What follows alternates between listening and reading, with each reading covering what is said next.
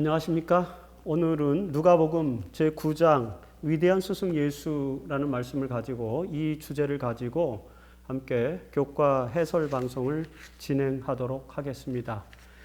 예수 그리스도의 생애를 다루는 데 있어서 가장 중요한 사실 콘텐츠 중에 하나는 바로 이 부분입니다. 위대한 스승 예수. 그리고 사실 또 어떤 부분에서는 이제 그 예수님께서 어떤 내용들을 가르쳐 주셨는지, 또 가르침의 방식이 무엇인지, 이제 비유에 대한 연구, 이런 것들을 이제 중요한 연구 콘텐츠로 활용을 하게 됩니다. 하지만 전 파울로는 이 교과에서 위대한 스승 예수라고 하는 항목을 중심으로 해서 예수님의 가르침과 교훈, 섭리 이런 것들을 우리에게 가르쳐주고 있죠. 그래서 오늘 이 국가에서 위대한 스승이신 예수님께서 인류를 위해서 동서고금을 막론하고 모든 인류에게 역사적으로 일관되게 설명해 주시고자 하시는 그런 핵심 교훈의 내용 무엇인지 아주 요약적으로 함축적으로 몇 가지 내용들을 중심적으로 같이 한번 살펴보도록 하겠습니다. 자, 교과의 목표는 위대한 스승 예수의 가르침의 권위를 이해하고 우리 시대의 교훈을 발견해 보자는 것입니다. 그래서 오늘 이 교과 내용에 들어있는 여러 가지 내러티브들 그런 것들을 토대로 해서 오늘 저희가 새롭게 깨달을 수 있는 것들은 무엇이 있는지 이런 부분을 좀 살펴보려고 합니다. 5개의 주제들, 소재들은 이런 것입니다. 예수님의 말씀이 권위 있다 이렇게 이야기하는데 말씀에 권위가 있다고 이야기하는데 그 말씀이 권위 있게 다가온 이유는 무엇인가? 어떤 말씀이 권위 있는 말씀인가? 오늘 우리 시대에 진정한 권위는 어디서부터 오는가? 이 부분을 같이 생각해 볼 것입니다. 이 월요일 소지에서는 이제 예수님의 가르침, 예수님께서 수많은 가르침들을 베풀어 주셨는데 그 중에서도 소위 우리가 잘 알고 있는 산상수훈, 산 위에서 말씀하신 아주 윤리적이고 도덕적인 예수님의 가르침의 정수, 핵심, 그것이 무엇인지 그 산상수훈에 나타난 말씀들의 요지들 같이 저희들이 생각해 보는 것입니다. 가장 위대한 가르침, 영원히 만고불면의 진리로서 지금도 모든 사람들의 심금을 울리고 많은 사람들의 윤리적 어떤 행동을 이끌어내는 그런 도덕적 파워, 능력을 갖고 있는 산상수훈의 말씀이 마태복음의 5장부터 7장까지 기록된 그 여러 내용들이 누가복음에는 어떻게 함축되어 있는지 그런 부분을 저희가 다뤄보는 것입니다. 그리고 이제 가족 문제죠. 그 가족이라고 하는 배타적인 공동체, 그 폐쇄적 공동체, 그런 폐쇄적 공동체의 폐쇄성을 넘어서 보편 공동체로서 나아가기 위해서 보편성을 위해서 예수께서 가르치신 놀라운 교훈은 무엇인가? 굉장히 어려운 그런 교훈인데 이런 교훈들이 또 주어졌죠. 그거 살펴봅니다. 그리고 이제 선한 사마리아인의 비유라고 하는 이야기 속에서 묶여있는 두 개의 내러티브들을 이제 수요일 목요일로 나눠서 봅니다. 우선 영생을 얻는 참된 조건이 무엇인지에 대한 율법사의 질문을 토대로 해서 생각해 보고 거기서 이제 율법사가 되물었던 그러면 우리의 이웃이 누구입니까? 라는 그 물음에 대한 예수님의 우문 현답, 그 선한 사마리아인의 비유, 그 이야기를 통해서 우리가 사랑해야 할 이웃은 누구인가 이런 내용들을 같이 살펴보도록 하겠습니다. 오늘의 학습 목표는 이번 주의 학습 목표는 그것입니다. 예수의 위대한 가르침들을 따라 생활하자. 예수님의 위대한 가르침들을 이해하고 그 가르침들을 받아들일 뿐만 아니라 그 가르침들을 실천해야 되는 거죠. 단순히 예수님이 위대한 교사이시다, 스승이시다. 우리는 예수님의 제자가 되고자 하는 그런 사람들인데 제자가 된다고 하는 것은 단지 스승을 스승으로 인정하는 것뿐만 아니라 스승의 삶의 발자취, 스승의 모본을 따라가는 삶이죠. 그래서 스승의 가르침을 따라서 생활하는 것이 학습 목표가 당연히 될 것이라고 생각을 합니다. 자, 일요일 소지에서는 이제 예수님의 말씀이 그 당시 유대인들에게 제자들은 물론이고 그리고 그 많은 청중들이 예수 그리스도의 가르침을 귀 기울여 들어보면은 그 가르침이 아주 권위 있어요. 그래서 누가복음 4장 32절에 벌써 나오는 이야기가 이 누가복음 4장 32절은 여러분 여러 번 우리가 다뤘습니다. 예수님께서 공생애의 초기 기간 동안에 나사렛에 가셔서 나사렛 회당, 자기가 자라나신 곳, 고향이죠. 고향 나사렛에서 이사야서의 말씀을 해석하는 그런 내용들이 이제 나타나지 않습니까? 그때에 이 나사렛 회당에 참여했던 유대인들, 저 이웃들이죠. 예수님의 가족의 이웃들 깜짝 놀란 것입니다. 그래서 가르침의 논란이 왜 놀랐냐면 그 말씀에 권위가 있었다는 것이죠. 말씀이 권위가 있다. 자, 이런 권위가 이제 어떻게 온 것인지, 그리고 예수님의 말씀에는 왜 권위가 있었는지 이 내용들을 문맥적으로 저희가 이해할 필요가 있습니다. 여러분 생각해 보십시오. 누가가 이 복음을 기록할 당시, 또 예수님께서 활동하시던 당시 1세기죠. 1세기 로마라고 하는 문화 속에서 살았던 그 많은 사람들, 그 시대에는 권위가 주로 어디서 왔습니까?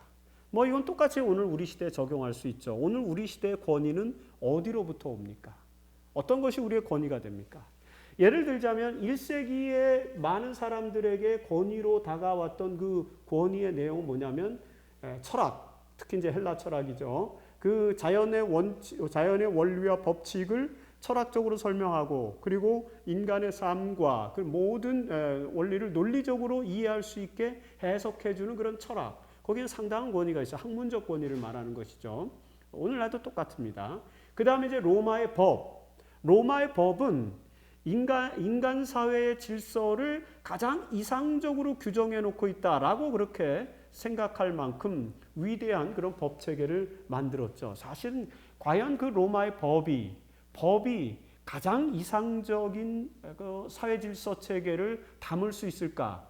이 논의가 20세기, 19세기 말부터 20세기의 법철학 논의의 핵심 논쟁인 것입니다. 그런데 칼 슈미트라고 하는 사람이 등장해서 법은 예외 상태를 지정하는 국가가 그 예외 상태 속에서 세계를 지배하게 한 그런 원리 속에서 만들어지는 것이다 라고 이렇게 이야기함으로써 어떤 이성적이고 논리적이고 합리적인 것이 아니라 절대적인 원칙에 의해서 따라가야 되는 어떤 신학적인 것이다.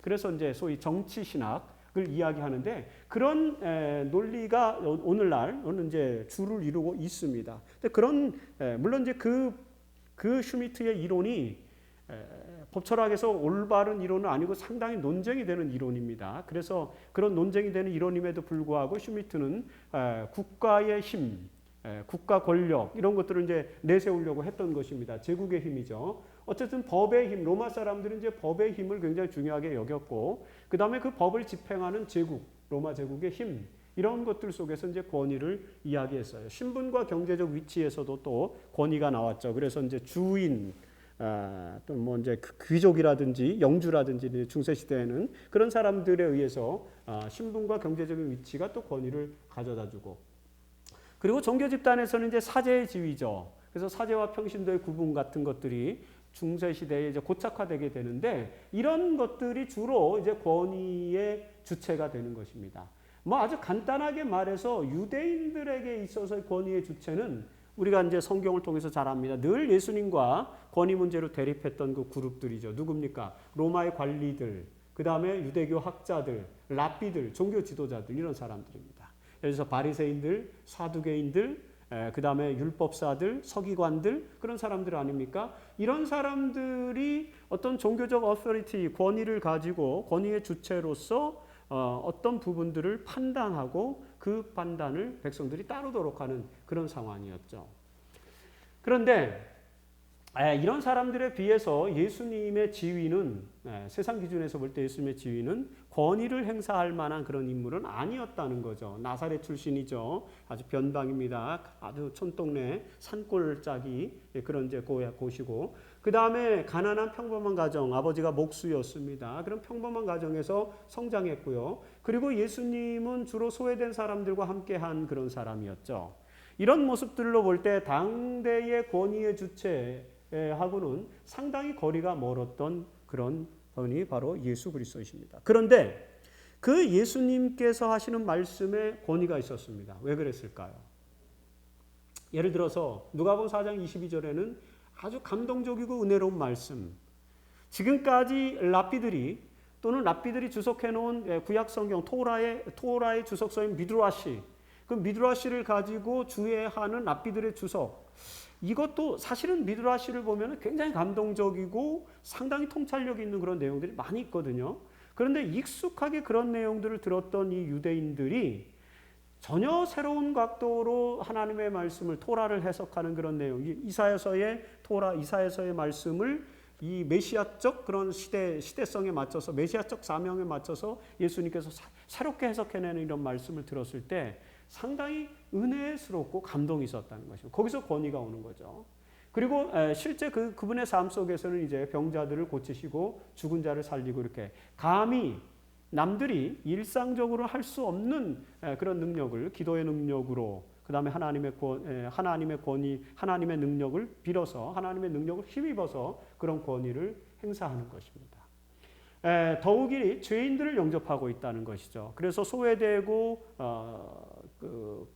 불행한 사람들, 어떤 무엇인가를 위로가 필요하고, 그 다음에 구원이 필요하고 도움이 필요한 사람들, 이런 사람들에게 실질적으로 마음의 위로와 권면을 주는 그런 예수님의 모습, 이런 것들이 예수님의 말씀과 행위에서 이제 권위를 나타낸 것으로 이해할 수 있죠. 결국에는 예수님의 말씀이 권위가 있었던 이유는 무엇인가? 제가 지난번에도 말씀을 드렸던 것 같습니다. 2강과 3강과 같은 이런 내용이 나와서 말씀드렸는데 다시 말씀드리면 이런 것입니다.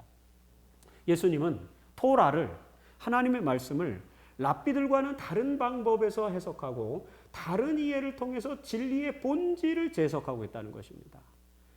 유대 사회에서 토라에 대한 해석, 미드라시에 기록된 수많은 해석들이 계속해서 반복되고 문화화되다 보니까 이게 생생하게 살아있는 해석이 아니라 죽은 해석, 과거에 적용됐던 해석, 그 다음에 지금 시대를 사는 사람들에게는 더 이상 의미가 없는 해석, 이런 소위 죽어있는 그런 해석 껍데기로 가득 차 있었다고 볼 수 있는 것입니다. 그런데도 불구하고 회당장이라든지 랍비들이 이 말씀 토라를 가르칠 때 진정한 자기 통찰력과 깨달음이 없이 가르치다 보면 굉장히 무미건조한 가르침을 줄 수밖에 없죠. 그런데 예수님께서는 진리의 본질을 이해하고 계셨던 분이기 때문에 진리의 본질에 들어가서 랍비들과 다른 해석을 시도하게 됩니다. 이제 월요일 소재에 나오는 그 산상수훈의 말씀들은 바로 대표적으로 유대인들이 가지고 있던 토라의 원칙, 또는 토라를 해석한 할라카의 그 미드라시에 나오는 할라카의 규례들, 할라카의 원칙과는 상반된 그런 내용들을 해석해 주시죠.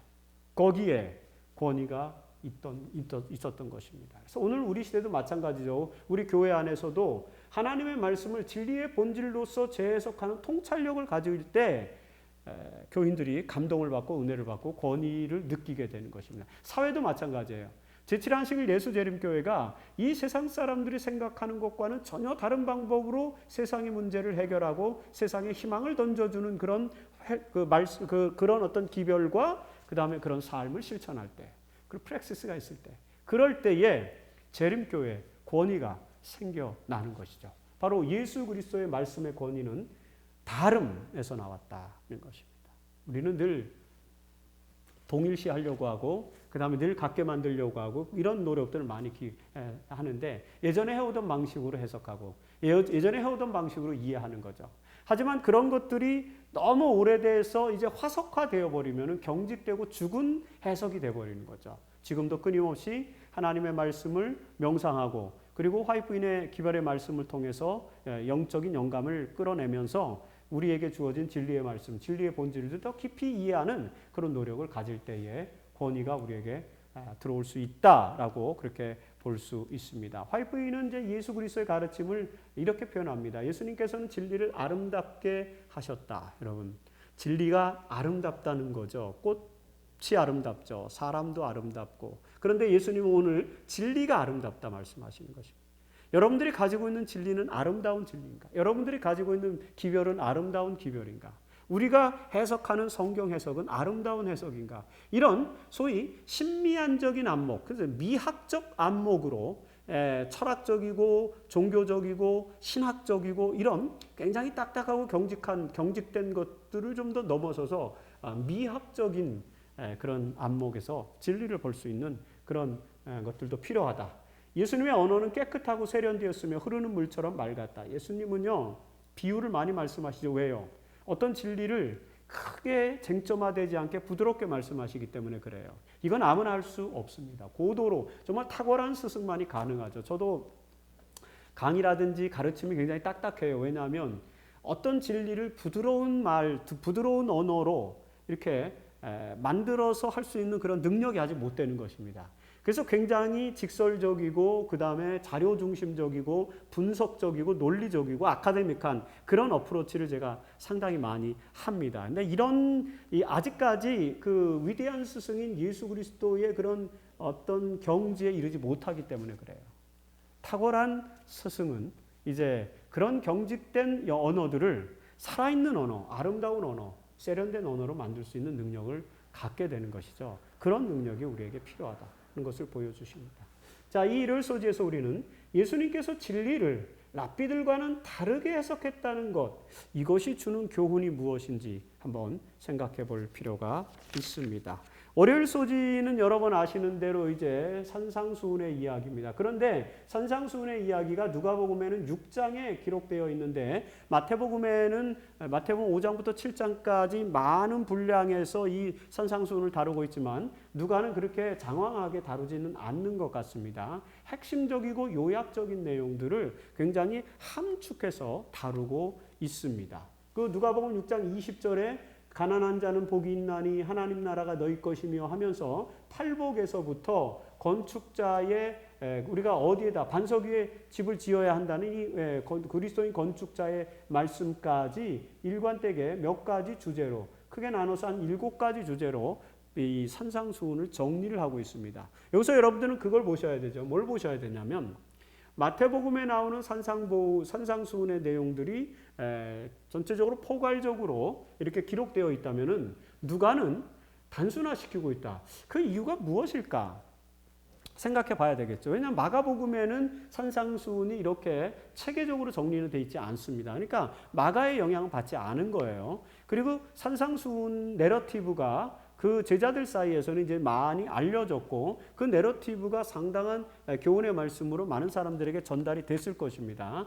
누가가 그런 이야기들을 수집을 했어요. 수집을 했는데 마태는 가급적이면 이 이야기를 상세하게 기록을 해서 유대인들이 지금까지 생각했던 토라 해석의 할라카의 규례, 할라카적인 규례를 넘어서서 예수님께서 역설적으로 새로운 윤리관, 새로운 도덕관을 설명해 주신 이 말씀을 강조함으로써 유대인 독자들을 깨우고자 했던 그런 목적의식이 강했던 것 같아요. 그래서 예수 그리스도의 가르침을 마태입니다. 누가가 아니라 마태는 그런 의식이 강하죠. 그래서 강한 것이죠. 그래서 마태는 예수 그리스도께서 위대한 스승이 되시고 유대인들을 깨워서 메시아의 나라에 예수 그리스도가 세우고자 하는 메시아 나라에 동참시켜야 되는 그런 목적을 가지고 기록하다 보니까 특별히 그 가르침에 대해서 좀 아주 자세하게 설명해 주고 싶었던 것 같습니다. 그래서 이 산상수훈을 비교적 많은 분량을 통해서 할애해서 그리고 이 유대인들의 해석과 쟁점이 되게 구약 성경을 해석하는 토라를 해석하는 미시나 해석과 미드라시 해석과는 좀 쟁점이 되게 만드는 그런 방식으로 기록을 하고 있습니다. 반면에 누가는 이 부분을 단순화시키고 있어. 왜요? 누가는 지금 이 말씀을 유대인들을 대상으로 기록하지 않기 때문에 그래요. 이방인들을 대상으로 기록하기 때문에 이미 이방인들은 이런 어떤 산상수훈에 나타난 교훈들, 권면들에 좀 익숙해져 있고 유대인들의 율법주의나 할라카적인 신앙생활하고는 좀 거리가 있는 사람들이에요. 그래서 크게 이 말씀이 쟁점이 되는 것을 굳이 쟁점화하지 않아도 되었던 것 같아요. 그래서 단순화시킵니다. 예의, 누가의 그 단순함, 어법, 필법 여기 또 한번 등장하는 것이죠. 그래서 보시면은 팔복을 네 개로 줄이죠. 가난한 자가 복이 있다. 또 마태는 심령이 가난한 자 이렇게 표현합니다. 왜? 마태는 세리였기 때문에 이 경제 그것이 재물이 죄가 아니다라고 생각할 수 있었던 그런 이제 타생적인 위치에 있었던 존재죠. 그래서 마태는 굳이 가난한 자는 복이 있나니라는 예수님의 말씀을 아마 심령이 가난한 자는 이렇게 해서 재해석, 트랜슬레이션 하는 것입니다. 이 예수님의 말씀이 재해석돼서 기록되어지고 있다. 이런 것을 또 우리가 주목을 해야 되겠죠.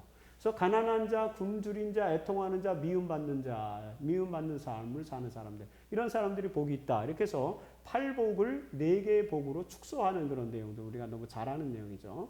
그 다음에 두 번째는 이제 그 팔복 가운데에 핍박하는 자를 위해서 기도하고 저주하지 말라. 의를 위하여 핍박을 받는 자에게는 또 복이 있다는 그런 말씀 주시는데, 그 말씀의 연장선상에서 그리스도인들이 배척을 당해도 기뻐하라. 그 이유는 뭐예요? 하늘의 상급을 우리는 받을 것이기 때문에 이 땅에서는 다소 우리가 배척을 당한다 할지라도 그것에 대해서 깨지 말고 기뻐하는 마음을, 기뻐할 수 있는 여유, 믿음 가져라. 하늘의 상급을 바라면서 살아가라. 이런 이제 또 말씀을 주십니다.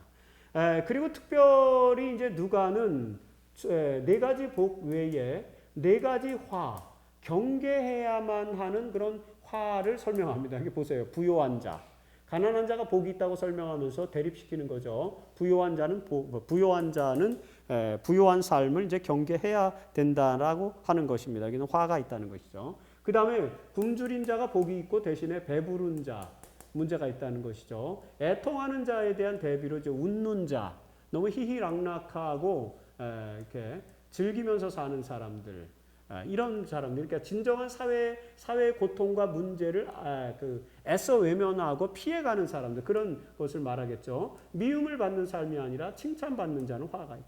정확하게 이 복을 받는 자의 내용과 대척점에서 대비시켜서 경계해야 될 화를 설명을 하십니다. 이런 말씀들을 통해서 예수 그리스도께서 우리에게 가난한 마음을 가지고 애통하는 마음을 가지고 이 세상의 구원을 위해서 세상의 재화와 그 다음에 유익과 욕망에 그렇게 휩쓸리지 말라, 야합하지 말라는 그런 말씀을 이제 권면으로 주시는 것입니다.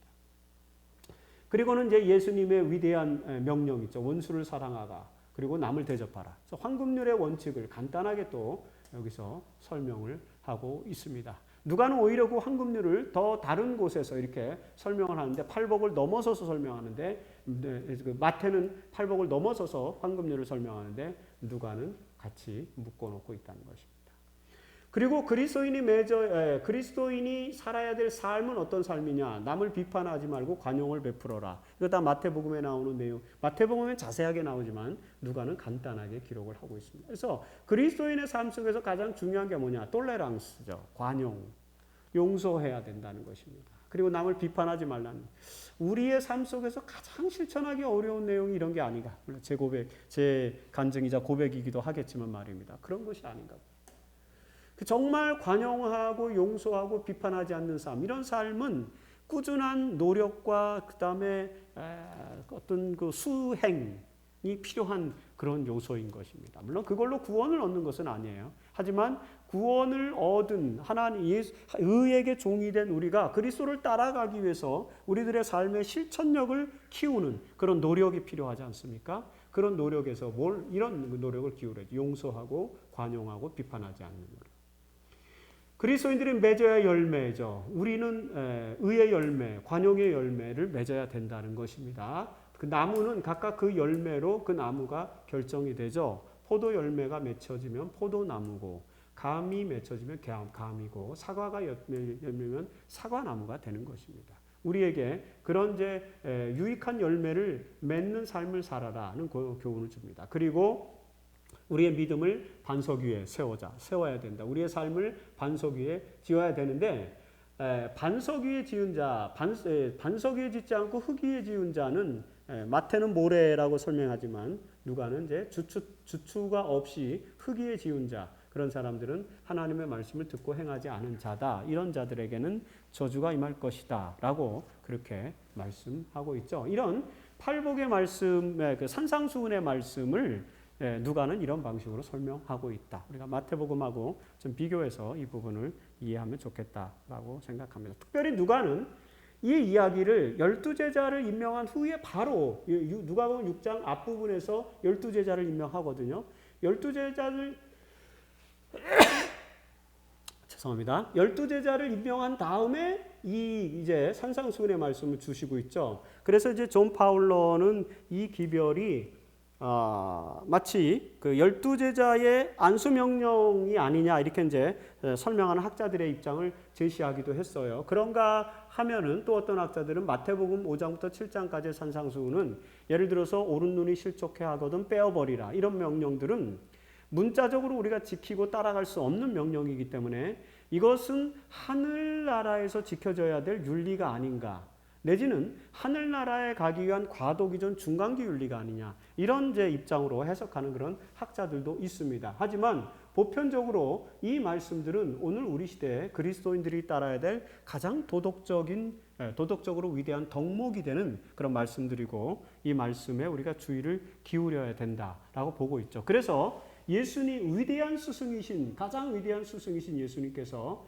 우리에게 주신 가장 위대한 설교는 바로 그분의 가르침의 정수는 바로 이 산상수훈의 말씀 속에 있다는 것을 이해할 수 있겠습니다. 아무리 성경을 비평하고 역사 비평을 통해서 성경의 권위를 무너뜨리는 사람이라 할지라도, 예를 들자면 20세기의 루돌프 불트만 같은 학자라도 예수님의 말씀 속에서 온전히 진정한 하늘의 진리를 담은 참 말씀으로 인정하는 그런 부분은 바로 이 마태복음 5장부터 7장까지의 산상수훈의 말씀입니다. 그만큼 모든 인류에게 가장 확실한 감동과 가장 확실한 도덕적 교훈과 권면, 그리고 가장 위대한 설교요 가르침으로 인정받는 말씀이 이것이다라는 사실을 우리가 이해를 할 수 있습니다. 모렐 소지에서는 누가가 12제자 임명 후에 이 설교를 배치한 이유 간단하게 한번 논의해 볼 필요가 있다라고 제안을 드립니다. 자, 화요일 소지에서는 이제 가족에 대한 얘기, 새로운 가족이죠. 가족이라고 하는 거는 이 지상에서 가장 폐쇄적이고 가장 배타적인 공동체예요. 혈연적 공동체, 친연적 공동체. 그래서 가장 배타적인 최소 공동체입니다. 절대로 남들이 넘볼 수 없고, 그리고 절대로 그 안에서는 아가페의 사랑이 작동하는, 아무리 잘못을 해도 용서가 다 되는 그런 매우 배타적인 최소 공동체죠. 사회의 기초도 아니고 혈연적이면서 배타적인 최소 공동체다. 그런데 이런 가족 공동체의 배타성이 확대되다 보면은 사회 공동체의 또 배타성이 형성이 돼요. 유대인들에게 있어서 가장 큰 문제가 바로 그런 것이죠. 민족적 배타성입니다. 이 민족적 배타성, 그래서 유대인들만이 선민이고 다른 사람들에게는 구원이 없는 것처럼 이야기하는 그런 이제 유대인들의 배타적 공동체의 정신, 이런 것들이 가족 공동체의 확장으로 인해서 나타나는 것으로 볼 수 있습니다. 유대인들 사회에서는 이런 배타적 공동체 의식이 너무 강했어요. 만일에 예수님께서 21세기에 오셨다면은 아마 이런 말씀, 내 어머니와 내 동생들, 누가 내 어머니와 내 동생들이냐, 이런 말씀은 안 했을 것 같아요. 여기 누가복음 8장에서 예수님은 그 예수님의 형제들을 동생들이라고 이렇게 표현하고 있지 않습니까? 이게 동생인지 아니면 형들인지 여기에 대해서는 신학적으로는 여러 가지 논란과 쟁점이 있습니다. 그런데 어쨌든 뭐 그게 중요한 게 아니고, 뭐 그것도 중요하긴 하겠지만 그런 다른 또 신학적 논의가 되겠고, 오늘 여기서 우리가 중요하게 여겨야 될 것은 가족의 배타성인데, 유대인들이 아주 고질적으로 갖고 있었던 문화적 문제예요. 문화적 프로블럼, 바로 이 배타적 공동체 의식이죠. 그래서 예수님께서는 그런 배타적 공동체 의식을 깨트리기 위해서 하나님의 말씀을 듣고 행하는 모든 사람들이 다 가족이다.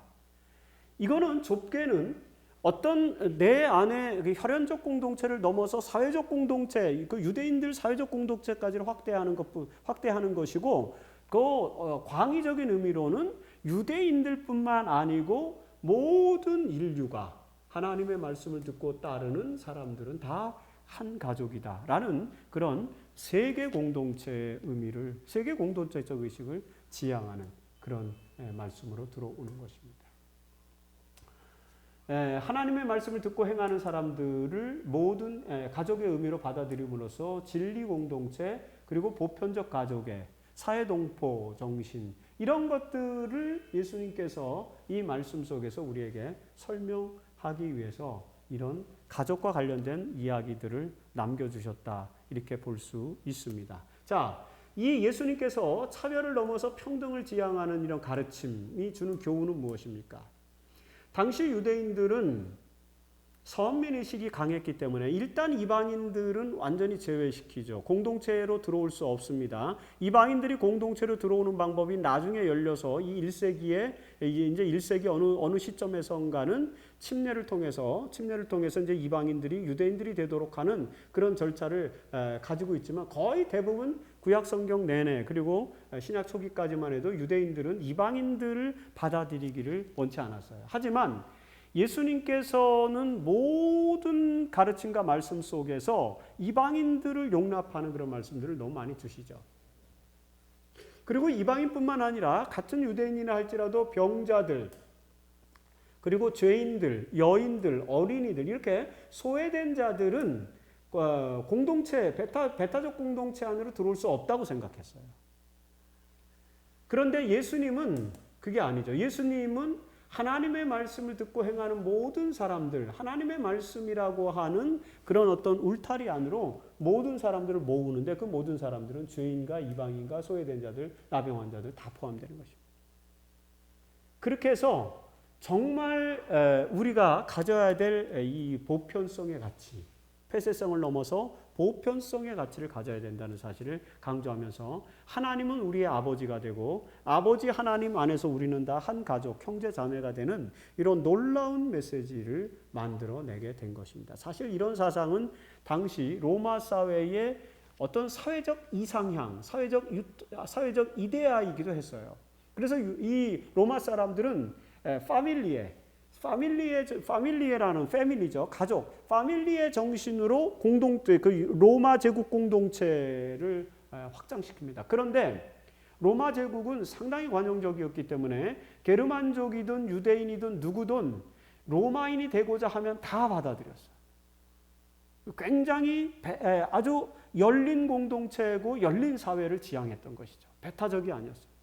그런 상황 속에서 유대인들의 배타성, 이 유대인들의 배타성을 예수님께서 지적하시는 것입니다.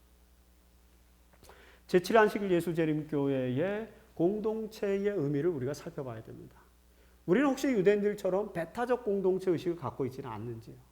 물론 하나님의 진리를 가지고 하나님의 진리를 전하는 남은 무리라고 하는 특별한 그런 그룹핑에 있어서는 우리가 독특한 공동체이면 틀림이 없습니다. 하지만 누구든지 우리 공동체 안으로 누구든지 자유롭게 들어올 수 있고 모든 사람들을 용납하는 관용의 정신, 차별 넘어 평등, 그 배타성이 배타적이 아니라 그 열린 사회, 이런 열린 공동체 그런 것들을 추구해야 된다는 사실을 예수님께서 이 말씀을 통해서 우리에게 보여주시는 거죠. 시대소망 325페이지.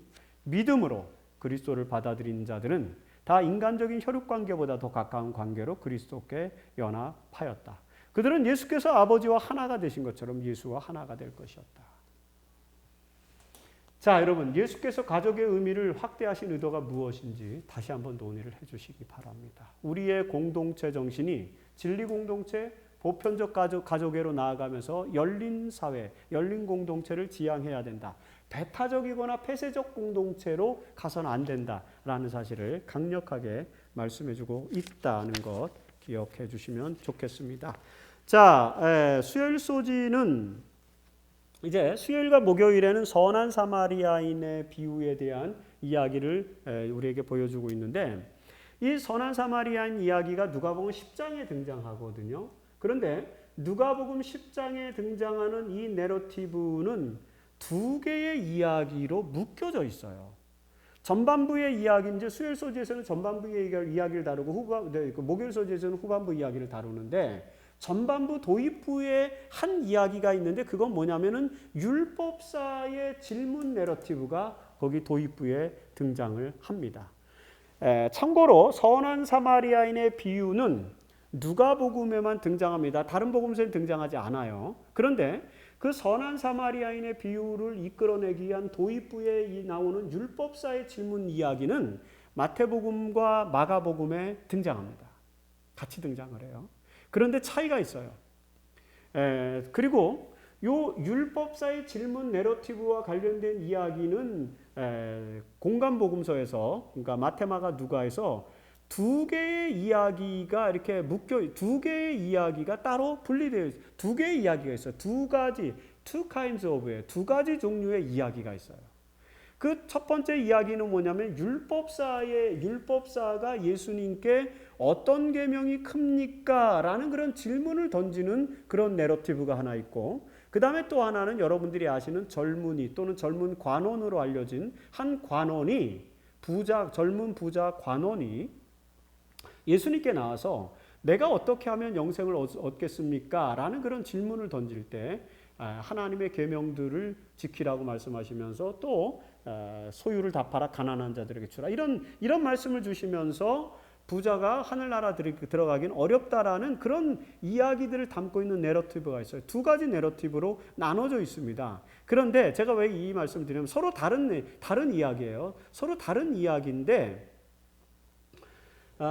마태마가 누가복음에 나오는 이 이야기들을 비교해 보면 아주 미묘한 차이점이 있습니다. 예를 들어서 마태마가는 율법사의 질문에서 율법사는 뭐라고 질문하냐면은 예수님을 시험하기 위해서 질문을 던졌다 그랬어요. 예수님을 시험하기 위해서 질문을 던지는데 뭐라고 질문 던지냐면 어느 계명이 큰 계명입니까? 이런 질문을 던져요. 어떤 계명이 큰 계명인지. 그런데 누가는 그 율법사의 질문 내러티브를 가지고 와서 뭐라고 율법사가 질문을 하냐면은 어떻게 이렇게 예수님을 시험하여 가로되 무엇을 하여야 영생을 얻으리까? 이렇게 질문해요. 마태마가는 어떤 계명이 큰 계명입니까? 이렇게 질문했는데 누가는 무엇을 하여야 영생을 얻으리까? 이렇게 질문했다고 나와요. 그런데 이 질문은 사실 마태나 마가복음에 보면은 율법사의 질문이 아니라 젊은 부자 관원의 질문이에요. 그리고 실제로 누가복음 18장에서도 보면은 누가복음 18장에 젊은 관원이 등장하는데 그 젊은 관원이 선생님이요, 선한 선생님이요, 무엇을 하여야 영생을 얻으리까? 또 이렇게 질문해요. 같은 질문이 중첩이 된 거죠. 누가가 왜 자료를 수집해서 이렇게 기록했는지는 모르겠어요. 어떤 것이 옳은 자료인지는 잘 모르는 것입니다. 그런데 마태나 마가는 여기서 율법사는 어떤 계명이 큽니까? 이런 질문이었다는 것이죠. 그런 면에서 누가는 질문이 좀 다른 내용들. 이 부분은 누가가 자료 활용을 또 철저하게 하지 않은 그런 요소가 있지 않을까라는 생각을 해보는데 몰라요. 우리가 잘 모르겠어요. 이게 왜 이렇게 돼 있는지는. 어쨌든 그런 내러티브로 하나가 이제 이렇게 기록이 되어 있습니다. 그 다음에 이 율법사의 질문 내러티브에서 마테마가와 누가의 차이점은 뭐냐면은 마태복음과 마가복음은 율법사가 어떤 계명이 큰 계명입니까? 이렇게 물었을 때에 예수님께서 하나님을 사랑하라는 신명기 6장 5절의 이 말씀, 그리고 이웃을 사랑하는 레위기 19장 18절의 말씀을 말씀하시면서 이것이 율법의 크고 중요한 율법이고 이것이 율법의 강령이다, 이렇게 말씀하셔요. 그러니까 다시 말해서 이 말을 하나님을 사랑하고 이웃을 사랑하는 것이 큰 율법입니다 라고 대답하는 것을 누가 하냐면 율법사의 질문에 예수님이 대답을 하세요. 마태와 마가의 내러티브에서는. 그런데 누가의 내러티브에서는 다릅니다. 누가의 내러티브에서는 일단 질문 자체가 바뀌었고요. 무엇을 하여 영생을 얻습니까? 라고 질문하니까 율법사가 예수님이 되묻죠. 율법에 어떻게 기록되었느냐, 어떻게 읽느냐라고 물어요. 요 이야기는 누가복음 10장 25절부터 요 나오는 요 이야기, 두 이야기, 율법사의 질문과 예수님의 대답의 이야기는 누가복음 18장에 등장하는 젊은 관원의 내러티브하고 굉장히 흡사합니다. 비슷하게 나와요. 아마 누가가 좀 헷갈렸지 않았나 그런 생각을 해보겠는데 잘 모르겠습니다. 어쨌든 이런 그 내러티브의 차이가 있다는 거 말씀드리고, 예수님이 다시 질문하니까 마태와 마가는 예수님이 대답하신 내용을 누가는 율법사가 그렇게 대답했다고 기록을 합니다. 하나님을 사랑하고 이웃을 사랑하는 것이다, 이렇게 이야기를 하죠. 그래서 이 이야기에서 우리는 영생을 얻는 참된 조건이 뭐냐?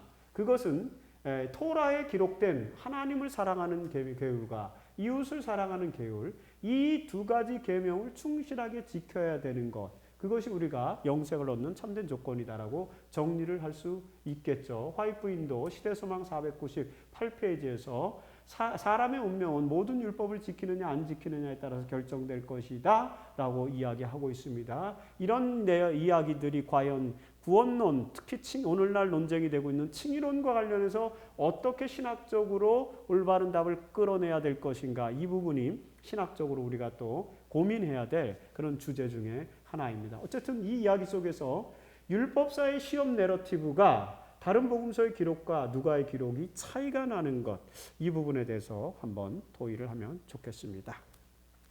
목요일 소지에서는 이제 이 율법사가 그렇게 대답을 했어요. 예수님께서 잘 대답했다. 너도 그대로 따라서 실행을 하라. 라고 이렇게 이야기를 하니까 율법사가 뭐라고 질문하냐면은 그 사람이 율법사가 자기를 옳게 보이려고 예수께 여쭤보되 그러면 누가 내 이웃입니까? 이런 질문을 한다는 거예요.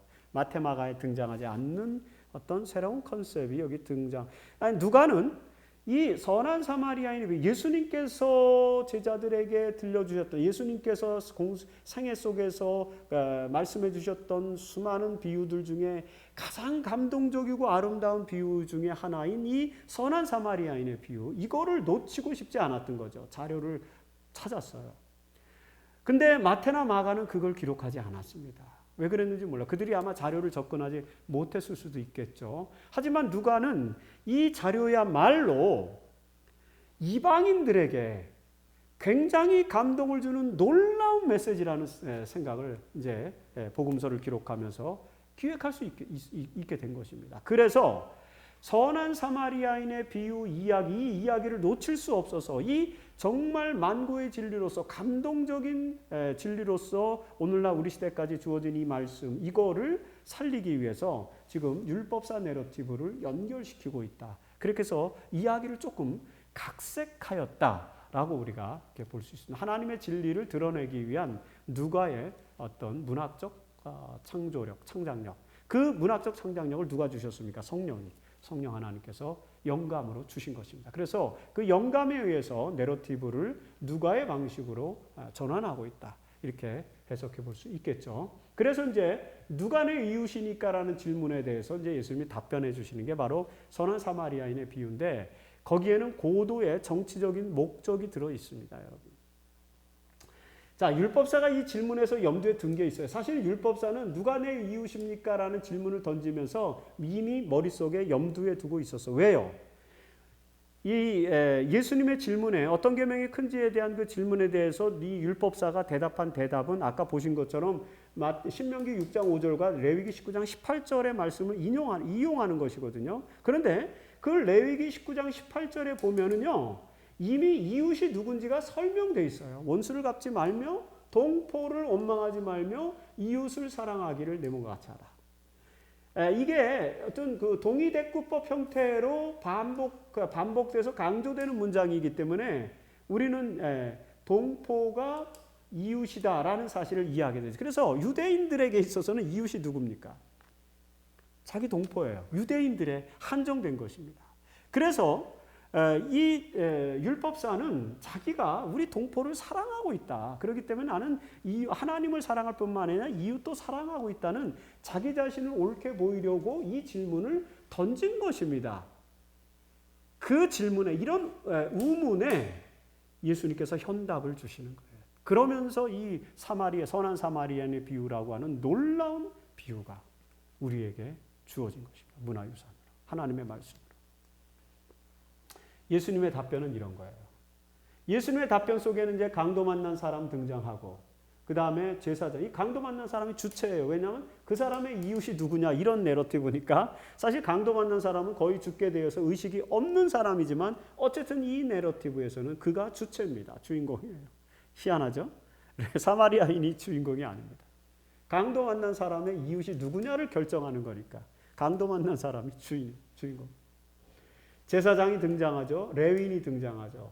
모두가 다 율법사의 의지에 합치되는 인물이고, 그 다음에 레위기 19장 18절을 그들이 한정지어서 해석하는 동포에 해당하는 말입니다. 그러니까 당연히 이 유대인들은 이런 사람들이 동포를 사랑하는 이웃이다라고 당연히 이야기하겠죠. 그런데 예수님께서 의의 사람을 등장시키십니다. 사마리아 사람. 사마리아 사람은 이 동포가 아닙니다. 이웃이 아니죠. 원수예요. 그런데 여러분 보세요. 잘 보세요. 레위기 19장 18절에 토라에서 이웃을 사랑하는 것은 뭐냐면은 절대 원수를 갚지 말고 동포를 원망하지 말라는 것이거든요. 그러니까 이 말씀 속에 이미 하나님께서는 보편적 진리, 모든 사람들, 사회동포 정신, 모든 사람들을 사랑해야 된다는 우주적인 원리, 세계적인 이상을 사실 담고 있는 거예요. 하지만 그 말씀을 유대인들은 철저하게 토라 해석을 유대인 중심, 자중심, 자민족 중심주의로 해석했기 때문에 계속해서 이웃은 제사장이고 레위인이고 유대인이고 그렇다는 것입니다. 그런데 거기다가 예수님께서 사마리아 사람, 가장 유대인들이 폄하하고 가장 유대인들이 싫어하는 원수로 여기는 사마리아 사람을 딱 끼워 넣는 것입니다. 그리고 여기서 예수님께서 누가 사마리아 사람은 너 이웃이 아니냐? 사마리아 사람도 내 동포다. 이런 식으로 직설적으로 얘기했다면은 율법사도 바리새인들도 사두개인들도 막 그 자리에서 반항을 했을 거예요. 그런데 예수님은 이거를 이야기로 만든 거예요. 비유로. 아주 감동적인 이야기로 만들죠. 그래서 설명해요. 강도 만난 자가 거의 다 죽게 되었는데 레위인이 지나갔고 제사장이 지나갔고 레위인이 지나갔지만 무슨 이유인지는 모르지만 그들은 아마 종교적인 이유가 있었을 거예요. 시체를 가까이 하지 말아야 되는 문제들, 뭐 여러 가지 요인들이 있겠죠. 율법적으로 그것을 판단하고 지나쳐간 것입니다. 그런데 사마리아 사람은 그 강도 만난 사람은 도와주고 치료해주고 보살펴주죠. 자비를 베풉니다. 이 정도 이야기면은 아무리 경직된 율법적 사고관을 갖고 있었던 율법사나 유대인들이라 할지라도 강도 만난 자의 이웃이 누군지는 다 알 수 있는 것입니다. 그래서 율법사는 자비를 베푼 자가 이웃이라고 설명을 하는 거죠. 그 자비를 왜 사마리아 사람입니다 이렇게 말을 못해요. 왜요? 사마리아 사람이다라고 말을 하면 자기가 지금까지 해석했던 토라의 해석, 동포의 범위를 완전히 근본적으로 해치는 것이기 때문에 차마 그렇게 말하지는 못합니다. 하지만 너무나도 명백하게 이 이야기 속에서 누가 강도 만난 자의 이웃인지는 너무 명명백백하니까 피해갈 수는 없어요. 그래서 사마리아 사람입니다 이렇게 말하지 못하고 자비를 베푼 자입니다 이렇게 대답하는 것이에요. 재림교인들이 이런 모습은 많아요. 정말 솔직하게 대답할 수 있지만 우리가 가지고 있는 어떤 그 억압된 사유, 체계 속에서 다 대답하지 못하는 요소들 굉장히 많이 있습니다. 그런 모습을 보이죠. 어쨌든 그럴지라도 율법사는 고백을 합니다. 여러분, 사마리아 사람이 강도 만난 자의 이웃이라는 말은 이웃은 동포의 개념을 넘어선다는 사실을 설명해 주고 있는 것입니다. 여기 이 이야기 속에 예수님께서 이 이야기 속에서 대립시킨 제사장과 레위인 그리고 사마리아인 이 두 사람의 차이는 무엇입니까? 관습에 얽매인 삶을 사는 제사장과 레위인, 본질에 충실한 삶을 사는 사마리아 사람. 그렇죠? 우리의 인식의 확대를 요구하는 그런 비유인 것입니다. 관습에 얽매여서 자비를 베푸는 삶을 살지 못하는, 본질에 충실한 삶을 살지 못하는 유대인들에 대해서 경고하는 그런 말씀이죠. 선한 사마리아인의 비유는 그런 배경과 그런 예수님의 의도와 목적 속에서 나온 이야기입니다. 누가가 그 이야기를 캐치한 거예요. 이방인들, 빌립보에 사는 이방인들, 그리고 로마 시대를 살아가는 그 사람들, 이방인들을 향대로 해서 이것보다 더 감동적인 그런 이야기가 어디 있습니까? 누가 우리 이웃이라는 거예요? 빌립보 사람들, 그 다음에 고린도 사람들, 모든 로마 시민들이 다 하나님의 말씀 안에서는 다 같은 형제요, 자매요, 가족이고 그 다음에 이웃이라는 말씀이죠. 그래서 일요일 소지부터 계속해서 연결돼서 예수 그리스도의 가르침은 일관된 목표를 지향하고 있다는 것, 우리가 여기서 살펴볼 수 있는 것입니다. 이 비유에서 이웃의 개념상 나타난 쟁점이 뭔지 여러분들 이제 이해를 하셨죠. 그 부분을 또 깊이 있게 논의를 하시기 바랍니다. 유대인들은 이웃을 자신들의 유대인 동포, 유대인 민족으로 한정시키는 의식을 계속해서 가지고 그 의식을 확대했어요. 그 인식의 문제를 예수님께서는 지적하면서 사마리아 사람이 자비를 베푼 것으로 해서 이 율법사로부터 도저히 다른 대답을 할 수 없도록 아주 현명하게 질문을 이어가서 답변을 유도해내고 그러면서 유대인들의 인식의 확대를 이끌어내는 그런 말씀을 주신 것입니다.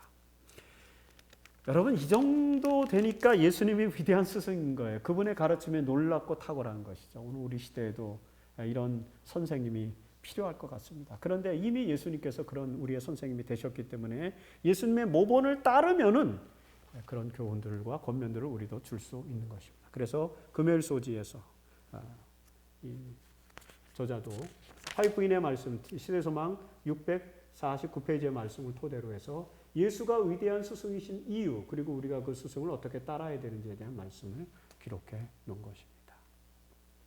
당신의 생애와 교훈으로 그리스도께서는 하나님 안에 그 기원이 있는 무아의 봉사, 무어가 아니라 무아입니다. 무아의 봉사에 대한 완전한 모본을 보이셨다. 하나님께서는 자신을 위하여 살지 않으신다. 세계를 창조하시고 만물을 붙드심으로 그분은 계속하여 남을 위하여 봉사하고 계신다. 하나님께서는 이 봉사의 이상을 당신의 아들에게 맡기셨다. 예수님께.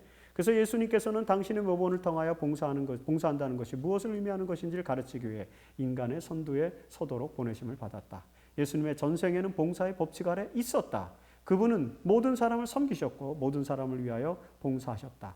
이리하여 그분은 율법대로 사셨으며 그분의 모본을 통하여 우리가 어떻게 율법을 순종할 것인지를 보여주셨다.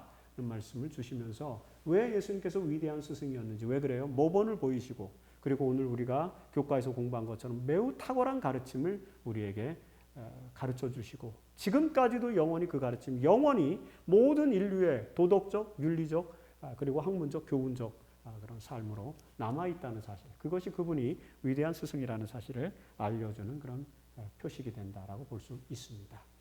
교과를 마무리하면서 두 가지 토의할 점을 함께 공동체에서 나누시면 좋겠습니다. 첫 번째는 예수님께서 인류의 위대한 스승이 되신 여러 특징들에 대해서 함께 대화하고 그 의미들을 생각해 보는 것입니다.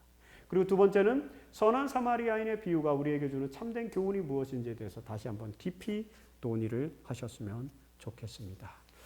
시간이 다 돼서 이렇게 교과 해설 방송을 마치겠습니다. 아무쪼록 이 위대한 스승 예수님이라고 하는 타이틀을 토대로 해서 여러분들의 삶에 그리스도의 교훈과 권면이 깊이 자리를 잡고, 그리고 우리의 삶 속에서도 예수님의 말씀에 나타난 권위와 같은 그런 권위가 나타나게 되는 그런 저희들의 삶이 되었으면 좋겠습니다. 좋은 그런 교과 공부를 계속해서 나누시면 감사하겠습니다. 대단히 감사합니다.